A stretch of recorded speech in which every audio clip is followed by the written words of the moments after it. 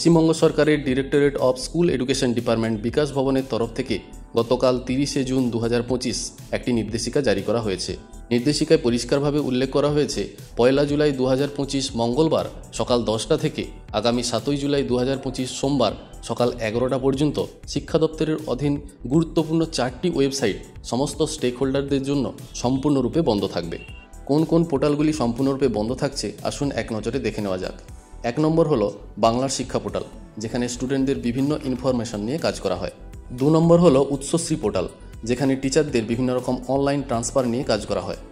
3 নম্বর হলো IOSMS portal, যেখানে টিচারদের ইনক্রিমেন্ট এবং বেতন সংক্রান্ত তথ্য নিয়ে কাজ করা হয়। 4 নম্বর হলো স্কলারশিপ পোর্টাল, যেখানে স্টুডেন্টদের স্কলারশিপ সংক্রান্ত বিভিন্ন তথ্য নিয়ে কাজ করা হয়। এই সময়সীমার মধ্যে আপনারা পোর্টালগুলি যদি অ্যাক্সেস করতে চান তাহলে এইরকম একটি মেসেজ দেখতে পাবেন। পোর্টালগুলি বন্ধ রাখার স্পষ্ট কারণ নির্দেশিকাতে পরিষ্কারভাবে উল্লেখ করা হয়েছে। আগে শিক্ষা দপ্তরের হাতে থাকা এই 4টি পোর্টাল দেখভাল করত NIC বা ন্যাশনাল ইনফরমেটিক্স সেন্টার। এখন থেকে এই পোর্টালগুলি নিয়ন্ত্রণ করবে West Bengal state data centre. এর জন্য NIC থেকে পোর্টাল এবং ডেটা মাইগ্রেশনের কাজ চলবে এই সময়সীমার মধ্যে, তাই পোর্টালগুলি থেকে কোনো রকম পরিষেবা এই সময়সীমার মধ্যে পাওয়া যাবে না।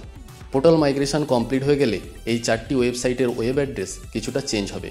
যেমন বাংলার শিক্ষা পোর্টালের ওয়েব অ্যাড্রেস ছিল www.banglarshikha.gov.in।